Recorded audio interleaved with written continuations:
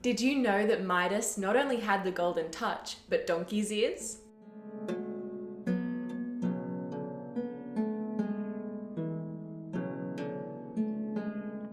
Hello and welcome to World History Encyclopedia. My name is Kelly and today's video is all about King Midas, who got his dearest wish fulfilled, only to find it was really a curse. Don't forget the easiest way to support us is by giving this video a thumbs up, subscribing to our channel, and hitting that bell icon for notifications so you don't miss out on any new uploads.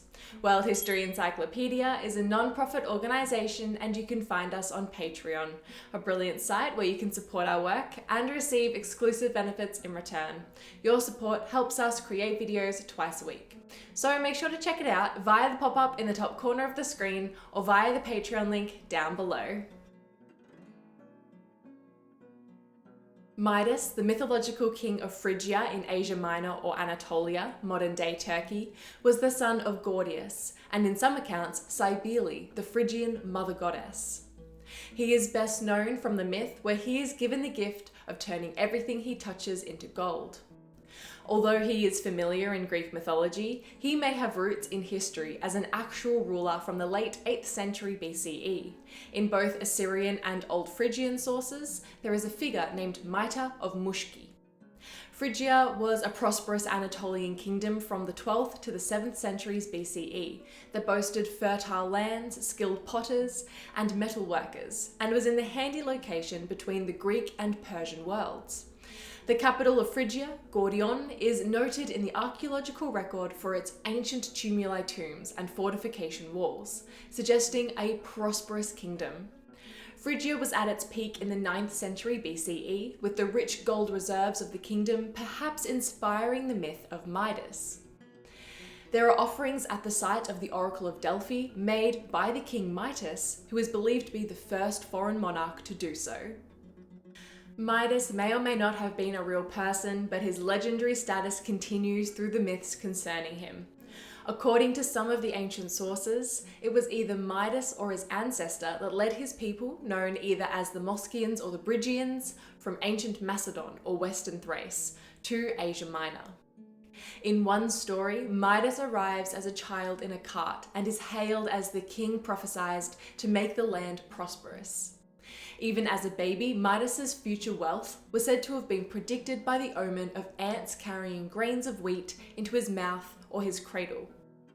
In his youth, he was said to have been a student of Orpheus, the lyre player, and he promoted the worship of the god of wine and theatre, Dionysus. Dionysus's friend and mentor was the satyr Silenus, who one day got drunk and passed out in Midas's rose garden, or in other versions of the myth, was actually kidnapped by Midas.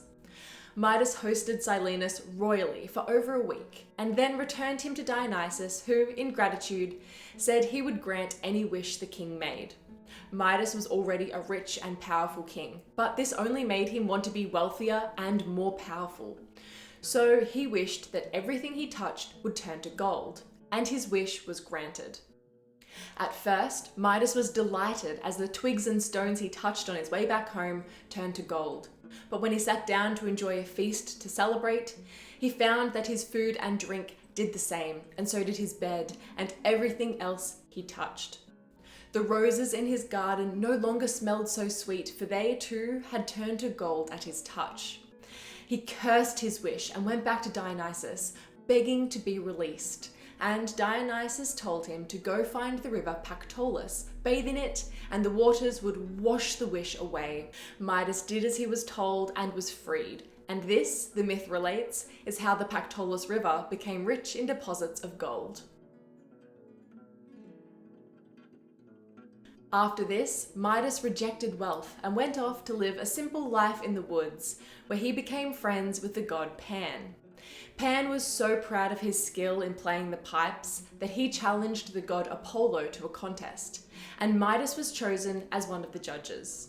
Pan played his pipes well, but as soon as Apollo began to play his lyre, all the judges chose him as the winner, except for Midas. Apollo cursed him, saying he had the ears of an ass, and instantly Midas grew donkey ears. Embarrassed, he hid the ears under a tall turban. His barber knew his secret, but had been forced to take an oath never to tell.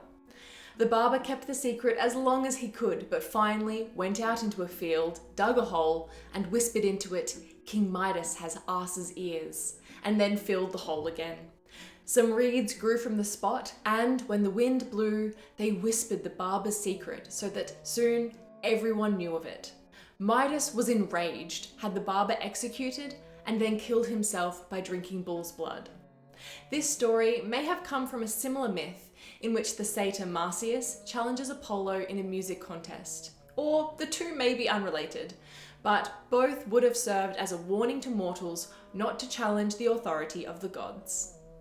What do you think the moral of the Golden Touch myth is? Let us know what you think in the comments below. If you enjoyed this video, make sure to give it a thumbs up and subscribe to our channel so you don't miss out on any of our new uploads.